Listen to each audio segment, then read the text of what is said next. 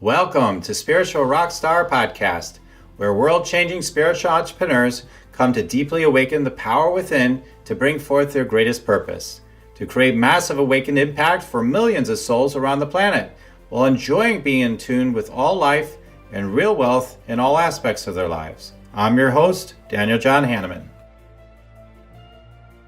Welcome, everybody. Man, I'm so grateful to have you all here. And this is another amazing opportunity for us to rock it out with Source here on the Spiritual Rockstar Podcast. I've got another amazing guest. I know she's going to take us into some deep, yummy energy that's living inside you, your inner wealth. Who doesn't want to experience your inner wealth? Your inner wealth is what? Kind of like everything, right? I mean, it's everything. Everything's there. This is a guide. This is a teacher that will bring you to that promised land within. That's where it's at. That's where it's happening. And I'm grateful to share her with you in a moment. Julie Wald, I can't wait to share her with you. Do you want to meditate and make money? Let it be simple. Let it be easy. Let it be fun. Go to yoursacredpurpose.com and get your free Meditate, Make Money meditation today. Julie, you're so amazing. I just know it already. I'm just looking forward to everything you have to share. I was so magnetized to the inner wealth topic that you share and have written about, etc. Can't wait to hear everything about it. Amazing. I'm so happy to be here, Daniel. Thank you. Thank you for having me. Awesome. So let me share about you with the audience here. So Julie is the founder and CEO and Chief Wellness Officer at Golden, as well as a psychotherapist. Oh, wow. Another psychotherapist. What do you know? Fellow psychotherapist and wellness coach. Julie is also a best-selling author of Inner Wealth, How Wellness Heals, Nurtures, and Optimizes Ultra Successful People. She's worked with some really high-powered people. So definitely listen in to somebody that's worked with people that have done incredible things.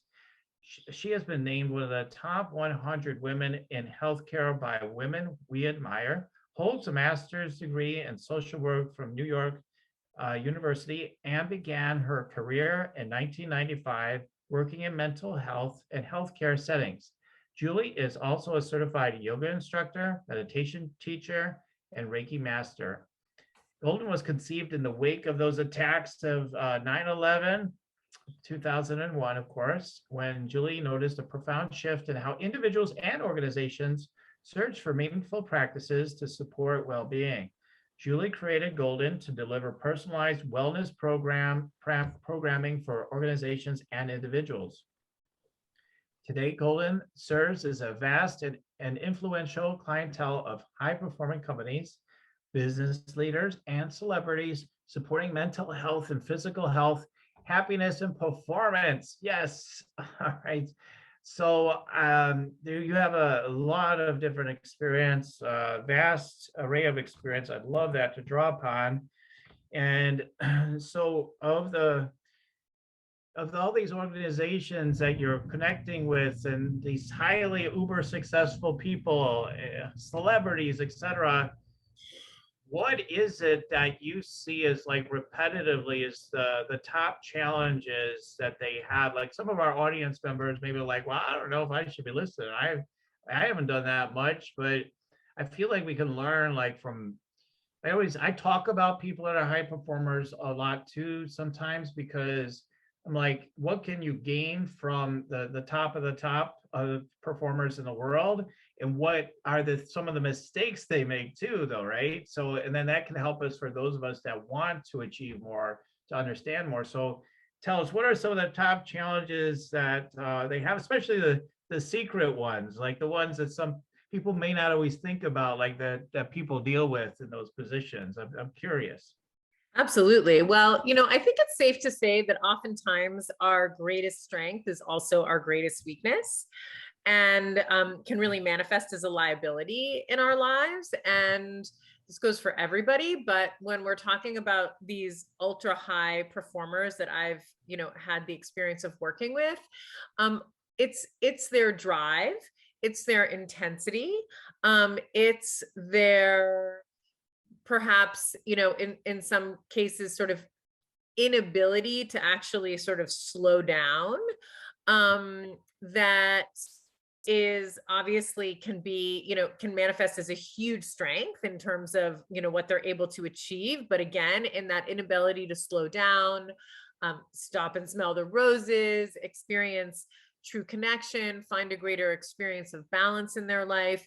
This can really can be sort of the flip side of some of what actually has made them so successful. And so oftentimes we'll find that, or in my work, I'll find that there's a lot of imbalance, that they're very good doers, they're very good movers, but things like stillness, things like really authentic connection, vulnerability, actually nourishing themselves on deeper, more profound levels can be more challenging.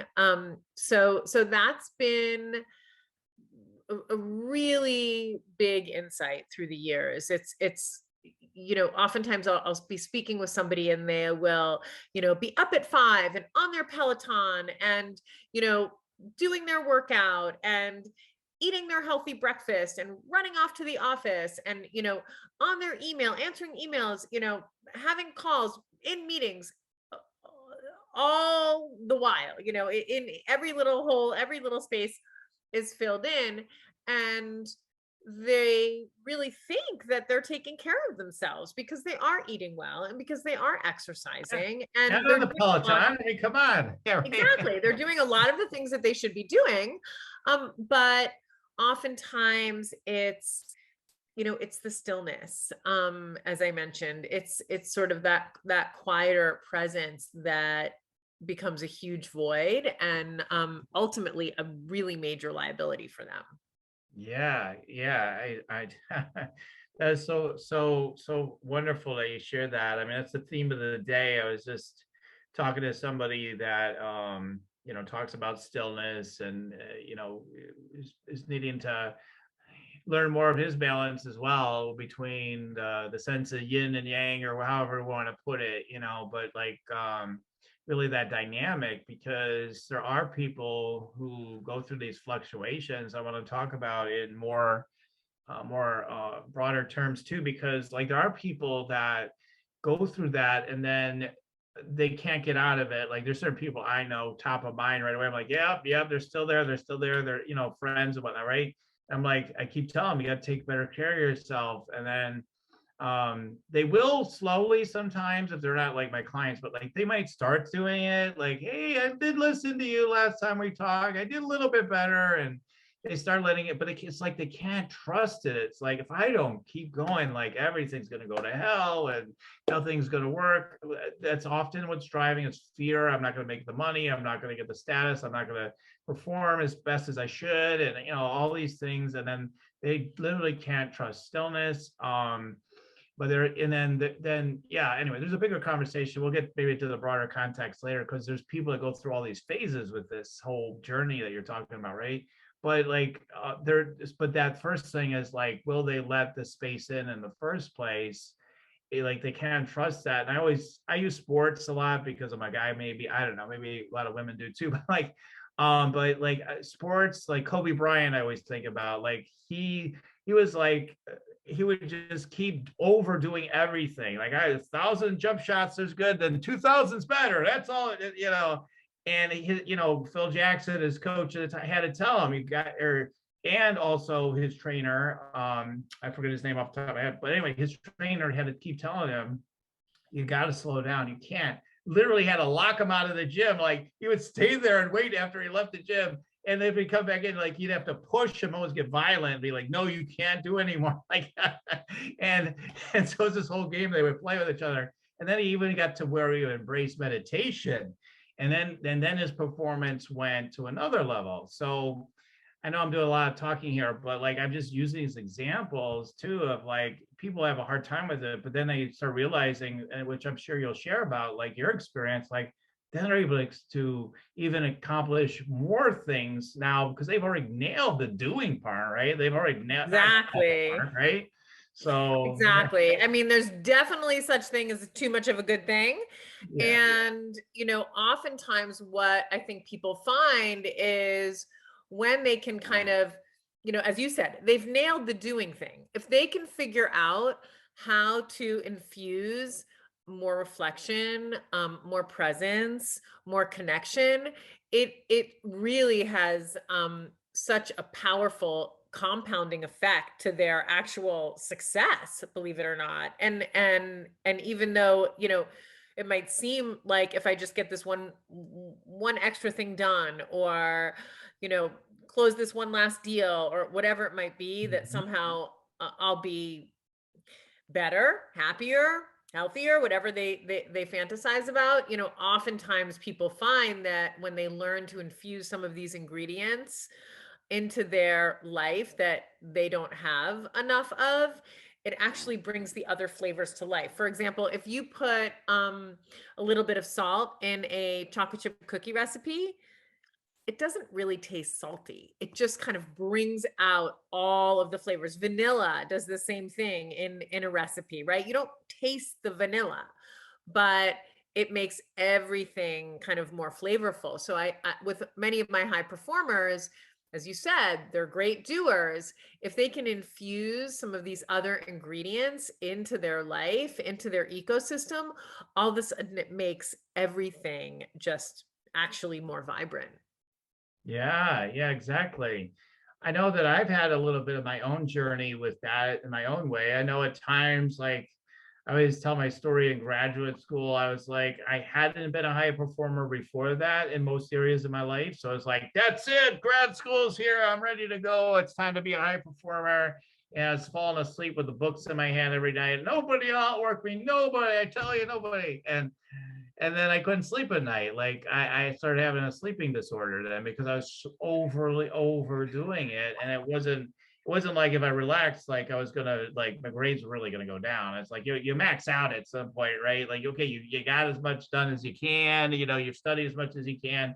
So, that was a lesson to me, but it's one that I had to relearn at times when I got into business, right? Start my own business. All right, the night and day, we keep at this thing, right? So it's like, and then I thank God I have, wife, family, and all that. Like, Dad would pull me away, right? She'd be like, no, I don't care what you think you need to accomplish. You need to be off, tomorrow in the morning or whatever. And I would listen, I'm like, I would negotiate sometimes too, of course, but I would listen. Over the years, I've listened more and more because I was like, yeah, I need to be with my family. That's so important.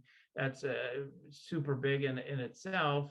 And then, yeah, and then you can bring that balance into the flow of your business in a way that I think it makes you more effective and more efficient is what I've seen for myself.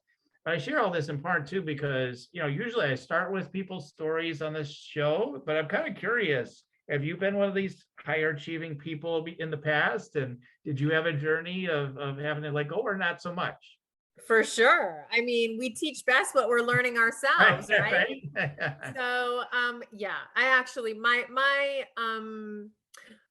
you know, my career began as I was a clinical social worker, and I was really working with a very disenfranchised population of people in New York City, and you know, I was holding a lot as a young professional. I was holding, I was working with suicidal adolescents. I was working with addiction. I was working, with a wide range of mental health issues, all quite severe. And I learned very quickly that I needed to figure out how to support myself, support my own self care. I was, um, even though I wasn't necessarily a tycoon in business or anything like that, I held myself to a very high standard as a psychotherapist. I took my work home with me. I thought about it all the time. I wanted to do an incredible job. And I really found that I needed to figure out how to find balance in my own life. And that's when I started learning yoga and meditation and all of these other practices, and became trained as a practitioner.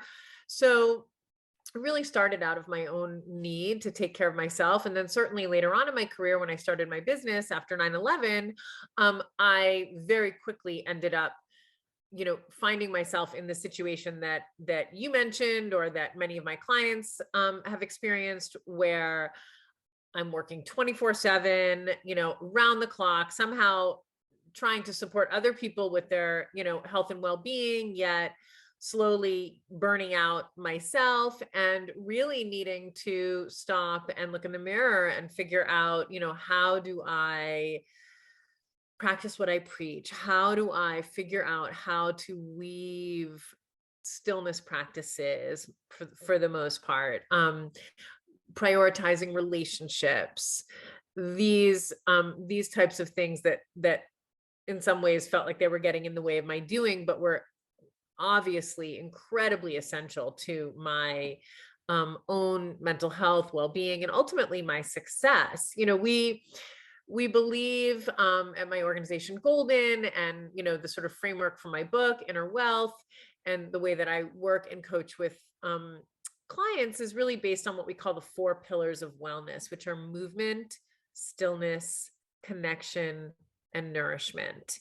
And these are sort of the 4 major ingredients. If you're a dad, you know that your babies, when they were little, they needed tummy time for their movement. They needed plenty of sleep. They needed plenty of avocados and sweet potatoes and bananas for their nourishment. And they needed to be held skin to skin and talked to for their connection. And if they had those 4 major elements in their lives, barring any other developmental issues or health issues, that baby would thrive. And we as adults are big babies. We also need, sleep and rest and stillness and movement and whole foods and touch and connection through talk. And so often, whether it's my ultra high performing clients, or anyone for that matter, we really, can develop blind spots in certain areas where we deprioritize our nutrition, we deprioritize our relationships, we deprioritize our sleep. And this becomes, or our movement for that matter. And this becomes a very, very slippery slope to being cranky, how it looks like in an adult may be different than how it looks in our babies when they don't get what they need, but it's actually not that different. Right. Yeah, I know what you mean. Yeah, you get pretty cranky, right? When you're not sleeping and you're stressed out all the time. I mean, you might be able to put it together here and there, but all of a sudden it's like, Exactly. People are having meltdowns, temper tantrums, and in adults, what it really turns into is pretty significant mental health issues. We go into a depression, we deal with anxiety, we have a short fuse, our relationships start to be affected. And those are really slippery slopes. Mm-hmm. Yeah, we start totally. with self-soothing through through too much alcohol or other substances to kind of calm our nervous system, because we're not in a balanced ecosystem. That's how we're different than babies in part, right? We're gonna start Exactly. hitting drugs or alcohol, or some people, might even attempt suicide or kill themselves, or end up in the ER because you get a heart attack or you get cancer, or the list goes on. It's a very long list. It's like there's so many things that hit people, and then there's the immediate, like, look at what's happening in your relationships, look at what happens with the way you're feeling, look, like all the immediate feedback that some people just say, yeah, but life's hard and I got to keep plowing through. And I mean, it's funny. It's like, and as they say, what you believe becomes your personal truth anyway. Like, well, it just seems like life's hard and I got to do these things. And, you're creating that, for the people we're talking about, for sure, I can say, like, you're definitely creating that reality for yourself 100%. Totally. Yeah. So you talked about those 4 components. So let's go back to that. I remember the stillness, movement, and all that. So let's talk about, how do you encourage people to bring these 4 elements into their lives. Is there a prescription, like you do X amount of stillness, X, the doer is like, check that off the list or whatever. Right. Well, it's a highly personalized prescription. And I think, the first step is really looking at our lives and looking at, where does movement show up for me? How frequently, how consistently am I moving my body? Where does stillness show up for me, whether it's through sleep or mindfulness or breath work or just rest or, reading a novel on a Sunday morning. Where does connection live in my life? Am I filling up on tons of sort of junk food connection on social media, or am I finding time to have authentic communication? Am I getting physical touch in my life in some way, shape, or form? This obviously really hurt people during the pandemic, when it was really raging in this country. And, how am I nourishing myself, again, through food, but also in other ways? Like, are you filled up by listening to a certain kind of music or going to theater or planting in your garden? What nourishes your soul, your, all aspects of your being? So first off, as we look at sort of where are my weakest links and where am I strong? And, what I found with many of my clients through the years is that they would think that they were taking care of themselves because they were strong in some areas. Like they exercised a lot, in some cases too much even. And, and they thought that because they were doing that they were taking care of themselves. And of course they were taking care of themselves in one dimension, but without sleep, without stillness, without rest, without these other, pillars, you're really only having like half the recipe, and the cake's not going to rise with half the recipe. And so, I think once we sort of assess where we are, the next step is figuring out kind of what's authentic to us, because not everybody's going to move as much as the other person. And some of us lean towards in one direction and another direction. It's not that we need to be all the same. Each of our recipes or our prescriptions are very specific to who we are, to what we love to do, to what, what's available to us realistically, what kind of resources we have financially to support ourselves, what a day in the life looks like, and the other demands, are considerations. And so ultimately it's about finding things that we enjoy, and it's about trying to make them habitual, trying to create automaticity, trying to make it so that you wouldn't think twice about taking a few deep breaths before you open your computer in the morning, or you always take time to reach out to someone you care about on the phone in the evening just to find that moment of connection, or you remember the importance of looking your partner in the eye or looking your child in the eye and seeing their eyes and giving them a hug in the morning, or whatever that might look like. And that we start to develop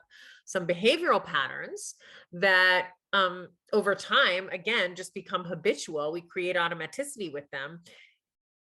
And then it starts to sort of reshape the flavor of our entire experience. I find that starting really small is really most effective when we want to start to incorporate some of these new, practices and awarenesses in our lives. So, saying all of a sudden, oh, I need more stillness, I'm going to go to bed at 8 p.m. and I'm going to meditate for 20 minutes twice a day is sort of lovely, but unrealistic in terms of your ability to create automaticity with it, which is what's going to enable you to be consistent, which is what ultimately moves the needle in any of this. And so I'm more a fan of something along the lines of, when I wake up in the morning, I'm going to remember to take 3 deep breaths before I get out of bed or look at my phone or do whatever else I do. Or instead of taking my, computer into bed or turning on television and binge watching,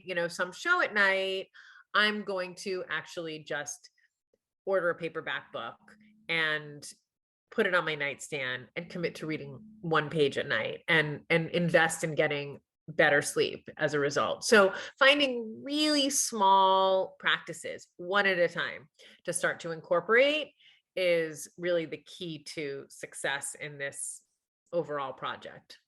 Yeah, yeah. I would say sometimes it's the key to success for everybody, like on all levels. Sometimes, I mean, there's like time for everything, but often, right? Because that's what I always say with the meditation. I never tell people, hey, 30 minutes a day at least, get going on that meditation and come on, let's go right now. Like Right.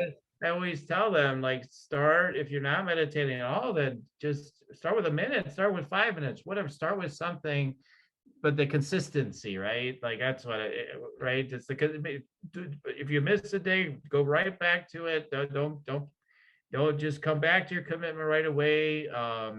And just go ahead. And I always say with like some like meditation and some of these practices, like some of them, they have, for me anyway, and like what I preach is like start as soon as possible, like the minute you wake up, virtually. I mean, like, or you start a routine that puts you right into that place where you're meditating. I mean, okay, you wash your face first, you go to the bathroom first, then you wash your face.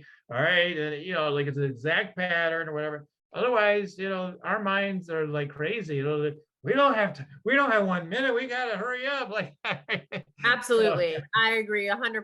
It's the very first thing I do when I wake up in the morning, because if I don't, and I've been a meditation teacher for many years and in this field for many, many, many years, if I get out of bed and start doing things, like forget about it. It's right, not going to happen. The right, only way it happens for me is if my alarm clock is basically the cue that cues me that mhm, it's time to meditate. So my alarm clock goes off, I turn off my alarm clock, I literally sit up in my bed and I meditate. yep, And it's, if I do anything else, I sort of, it's like I get pointed in the wrong trajectory and I start like an energizer bunny just going forward in that way. But it's really important to sort of make it as simple, as easy, as short, with a very consistent cue. And to your point, it's that concept of every single day. And if you miss a day, make it your most important thing not to miss 2 days in a row. yeah, absolutely. I mean, there's no big, I always say it's no big deal if you miss a day. I mean, it can happen to the best of us, for whatever the reasons are, but, just to make sure you double down, come right back to it right away. So absolutely. So from there, it's just, I think about the people listening, or they may be thinking to themselves, some of them may resonate in that, hey, I'm a high achiever, performer, ultra performer, whatever. Okay, definitely some of those people are listening. There's also people listening that are like, God, I don't do much. And so I don't know how this even applies to me, what she's talking about. Like maybe I'm in the wrong show, although it's kind of cool, this inner wealth thing. So I'm kind of wondering about for those people, because I feel like and then getting back to what I was trying to say earlier, I have seen people go from like 80-hour a week or whatever, massive amount of work down to next to nothing. And they're like, listen, I'm working like 30 hours a week, and I'm telling you, I'm cutting back more. Like whatever it is, right? I'm cutting back more and more, and Right. 1 hour a day is a lot for me now, right? Or whatever it is. So I can see like sometimes people are so deprived of like that more of that space and stillness or whatever you want to all call it, but like they have to like bring it way down. They've become so sensitized to it being so toxic. They have to bring it way, way down.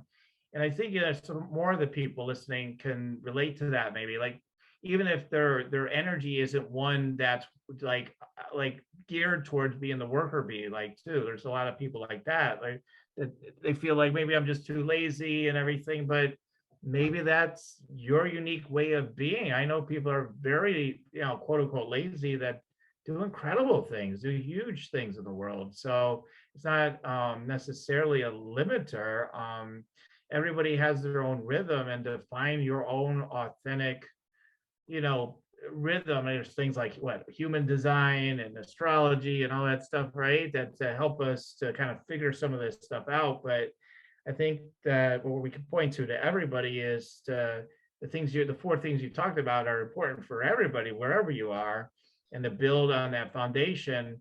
And don't try to, if you're not one of these people that's done all this crazy activity, chances are you're not meant to be like that at all, but maybe you do need to take some more action, but you want to do it with the foundations that we're talking about here, letting more, inspiration with some structure and focus, be the way you move in the world. At least that's how I see it. What do you think, Julie? Absolutely. No, this is a formula for every human being. Yeah. Movement, stillness, connection, and nourishment. I don't care whether you consider yourself sort of a happy couch potato or something else. It's really actually about the ingredients for kind of general mental health. Again, the amounts might differ, right? So for one person, movement might be an hour on the Peloton, and for another person, movement might be some stretches in bed, and for another person, it might be, a walk to the end of their driveway and back, and for another person, it might be going to the gym and lifting weights. It's not a one size fits all. It's really about finding what is my or your authentic expression of these pillars of movement, of stillness. What does stillness mean to you? What does that look like in your life? Does it feel, in some cases for people who are sort of less driven, sometimes there can be, just like those who are these ultra high performers are kind of constantly moving, sometimes people who really don't have movement, right? They're doing a lot of stillness. They've got the stillness category covered. Right. Just like those ultra high performers, we're never going to make them something that they're not. But Right. maybe their stillness or their overall ecosystem could be supported and enhanced if they found ways to gently move in small instances, in ways that are appropriate for them. So there's something to be said for learning and growing and evolving as a person, whatever that means to anyone. And it's not that there's a right way or a wrong way, but I think having awareness of what way we're choosing and how we're navigating that journey is probably what's most important. Right, totally. So when we talk about inner wealth, it's funny I asked this question this far into the show, but like, what is inner wealth exactly in your own definition? I'm curious. Absolutely. Well, when I first started working, as I mentioned, I worked with a pretty disenfranchised population. Then simultaneously, I started working with some of the most successful people on the planet, quite literally. And that was an interesting experience for me, because simultaneously I was, dealing with people who were in such vastly different socioeconomic circumstances, educational levels, different in many, many, many ways. However, there were immense similarities about what was causing their suffering and what was bringing them joy. Everyone was worried about their children. Everyone, no matter how much money they had, was worried about money. Everybody, was concerned about, relationships, things like addiction, substance abuse. These themes were universal, right? This was just one person was saying it with a fancy outfit on, the other person a little less fancy. But it was like incredibly similar issues that were really weighing heavily on my clients. And what I learned, and I'll say that, in many cases, it was the people who had very little on a material level that managed to have greater access to feelings of joy and happiness, because they were forced to cultivate internal resources to bring them joy and happiness. Things like relationships, things, things just like simple pleasures that that were really based on connection for the most part with their surroundings. So, you know, that's when this concept of inner wealth kind of dawned on me, because people used to say to me, and granted, I was kind of somewhere in between these two demographics, right? And people used to say to me, well, don't you feel jealous of these ultra successful people that you're working with? They, they have everything, and they've, and I would say, not really. I'm actually not very jealous. In fact, in some ways, it's the people that have so little that have really taught me about kind of how to, how to locate the things that bring me that bring us as humans kind of that experience of resilience and joy. And then I really came to understand this concept of inner wealth, of what is sort of internal resources that bring us a sense of fulfillment, that bring us a sense of happiness, that, that really are things that money can't buy. And it's when we can cultivate those internal resources, that feeling of access to, resources are things like a meditation practice. Resources might be just, our ability to tap into a connection with nature, or with a beautiful tree or flower that we have.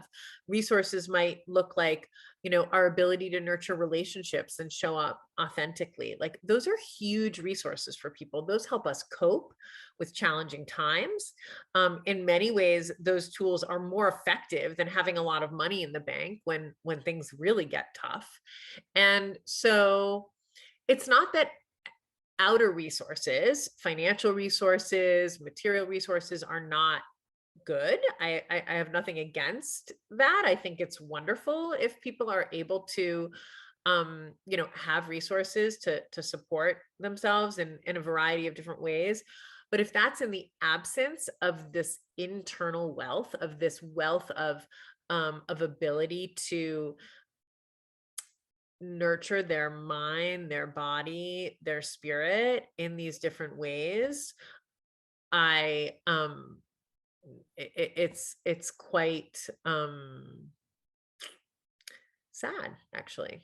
Yeah, it is. It really is. I mean, it's interesting with you said they all worry about their kids, or, and all worry about money. And yeah, the first time I had experienced it other times for sure, but like the first client I had that was, making a lot of money, like a lot of money, not like just good money, like, but like lots of money. And I couldn't believe it, but she literally had a less of a abundance consciousness around money than most of the average people, the large majority of the average people. She was so scarcity focused. I've got to make more. It's got to be better. It's got to be Right. faster. It's got to be everything. And it's like, I'm like, oh my God, you like have the ability to, go to any resort in the whole world and spend whatever money you want, more or less, and do all these things. And yeah, you're sitting there thinking you're going to run out of the money, right? It's like I might lose it, and then maybe I don't have enough to do the next thing I want to do, and that's horrible. And in a way, it's kind of, I could see the power of it in a way, because when you feel like you need something in order to get that, like, yeah, sometimes for a while, my work, like I keep being able to manifest it because I keep saying I need it, so in a way it can work on that level, but it creates so much misery, right? And it creates misery in the relationships of the people that are working with them. And they have often, if they have a company, they have constant turnover because people are like, we hate working here ultimately, right? We don't like Right. it here. And so it ends up being way less, again, less efficient, less it doesn't work out so well. So yeah, I mean, so it's so great you're doing this work. And if you're right, and I've seen that too, where I've met people who are like, yeah, I used to have a lot of money, but I found it's the little things in life that really matter, and that tells me they have inner wealth, more times than not, at least. Not that they have perfect mental health, but it's like they recognize it, they see it. It's not like all this stuff my mind thinks I need all the time, but there's something more central and sacred. The word sacred kept coming to me when you're talking about all your four things. So it's like the sacred connection, right? That we get in that, and we feel that sacred connection. We're always coming back to that sacred connection within ourselves. And from that, everything, all the rest can be easily provided for, in my opinion, as long as we keep coming back to that. That's how I see it anyway. Absolutely. I'm in full agreement. Yeah. So anyway, but yeah, cultivating this inner wealth in all these different ways, and then those four different things are so important. Yeah, they find like babies that aren't hugged or nurtured, they die. They literally die. So if it Exactly. kills babies, it's not having a good effect on us for sure. It's going to kill us Exactly. eventually too. So no good. So I know you have much more to share with everybody. So this would be a great time, I believe, for you to share about what you have to offer people. I know you have written about this and everything. So what would you like to share with everybody today? Absolutely. Well, I would love to bring awareness to the work that my organization is doing. My organization is called Golden. Our website is www.heyitsgolden.com. And we support leaders and organizations in taking care of their teams, taking care of their employees. And now more than ever, this is an essential part of an organization. People are struggling. People are dealing with one of the biggest mental health crises we've ever seen. And organizations that want to continue to thrive need people that are thriving. And so we support companies in bringing world-class wellness programs to their teams. And the other thing that I'll share is that I also have a quite robust private practice where I work with clients of all types, whether they're ultra high performers, whether they are absolutely not considering themselves in that category. I work with people who are dealing with life transitions, chronic and acute medical conditions, anxiety, and more, parenting issues. I could go on and on. Right. And it's really my passion is working directly with people. So I welcome that work. Should I be able to be a resource to anyone here on this call? Awesome. Yeah, I think you offer the opportunity for people to connect at your website, like you said, and then they can contact you for a consultation. Is that right or no? Absolutely. Yes. They're free to contact me. My Mhm. email address is Julie, Julie at heyitsgolden.com. So feel free to email me and I'm happy to hop on the phone and have an initial consultation and see how either myself or my organization can be a resource for you, or if nothing more, give you some support and hopefully some insight or advice to you know, move the needle along a little bit in your world. Awesome. I love that. I think that's so magnificent. Like people who support others the way you do, they tend to get more and more niched and everything. I love that you like, oh, I've got a robust one-to-one practice as well, and I deal with all kinds of things because that's your passion. It's lights you up, and it's like I could see it, like, because we're going to do some energy tuning into you, give you some downloads here, like as promised earlier. So are you ready for that? I'm ready, excited. Okay, awesome. So because I'm gonna do the deeper one in a minute, but like deeper ones in a sec.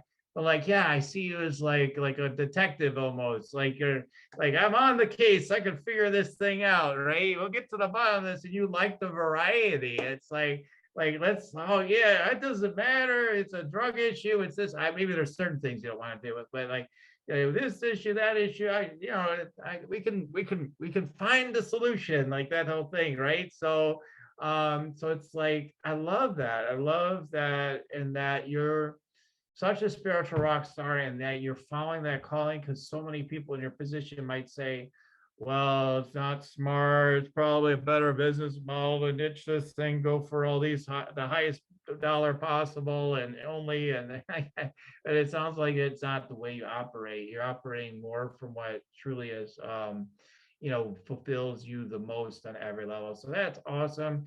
Okay, so let me tune in then and give you the 2 or 3 downloads I might have for you today. Here we go.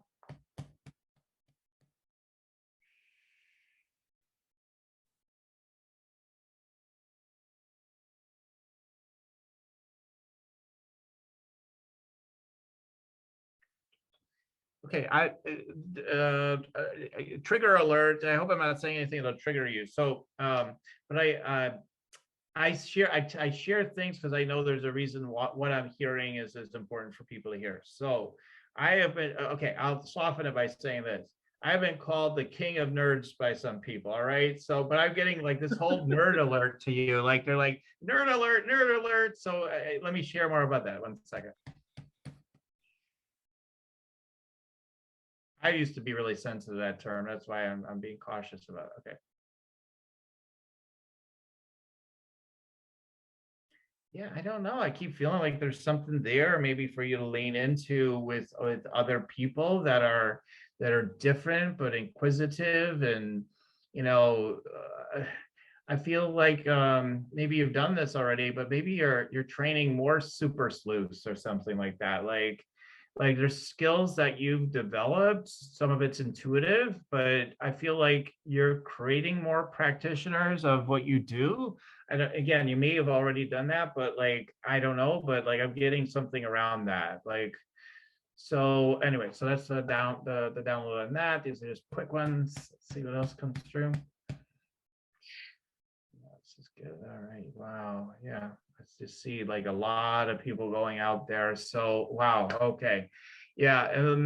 If you have an ego around this, I'm not sure, but if you have an ego, like, well, I don't know if people could do what I do, but they're telling me they can do it more than you realize potentially. Like, people can do this more than you realize, that and so there's more people that can do it than maybe you realize already. Okay. What else? Yeah, just hear all hands on deck, so this is why they're sharing this. Hey, we could use more help, like the help you're bringing to the organizations, and the individuals, everything. Okay, what else?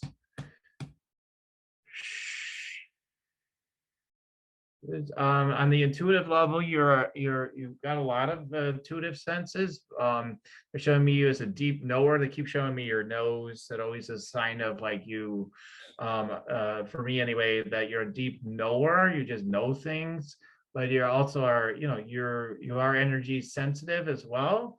So you will pick up on things. You have a strong understanding and intuition of how things operate and what's going on for people. You can even sense things that are happening around halfway across the world. Like this whole situation before we got on, there was something going on. Like I could just see you track energy really well. You're like, oh, is it on time? Nope, don't think so. Better get on that. Like I could feel it. Like, so you're really, really good with that. So that's an ability not everybody has, and you really got that dialed in.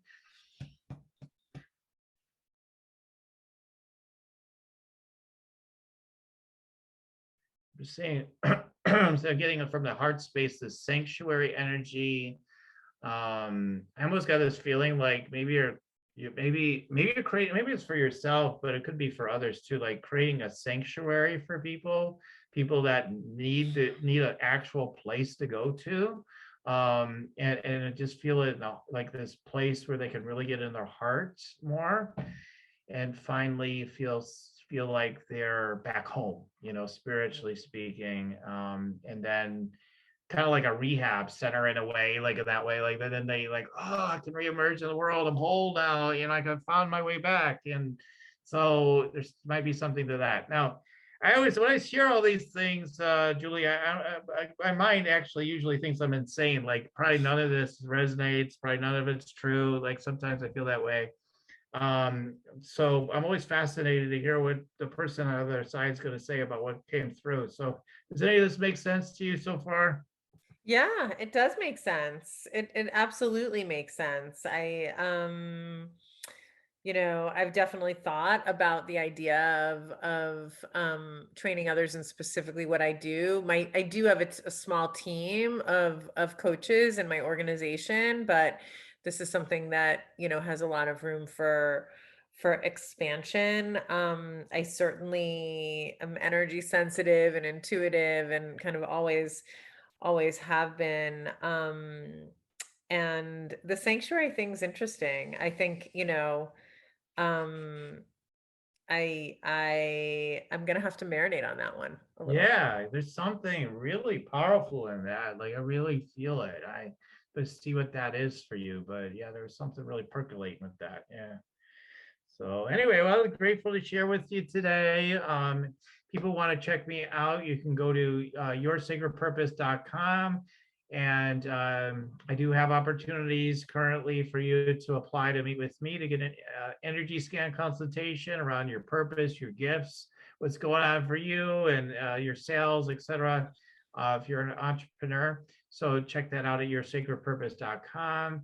And then also I have the free Meditate, Make Money meditation.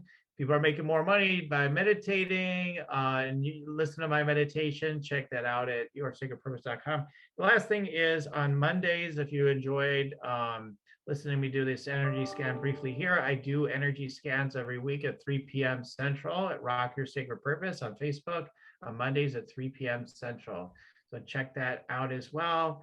And I'd like to just hand it over now to you, Julie, for any last words of wisdom or anything you'd like to share with the audience as we wrap up today. Daniel, just today, I just want to express my gratitude. We didn't talk a lot about gratitude, but I think it's pretty fundamental when it comes to well-being. And so just want to express my gratitude to you. Thank you. Oh, okay. Thank you. Thank you. That feels good. Thank you. Likewise to you. Thank you for being on today. And thank you for all the beautiful people listening in. And like I always say, keep on tuning in, and we'll keep on rocking it here at Spiritual Rockstar Podcast. Goodbye for now. Listening to Spiritual Rockstar Podcast. Stay tuned for our next upcoming new episodes each Saturday. Please be sure to subscribe, rate, and review to help us to serve you best. As a reminder, you can get your free Meditate and Make Money meditation at www.yoursacredpurpose.com to rock your sacred purpose. Goodbye for now, everybody.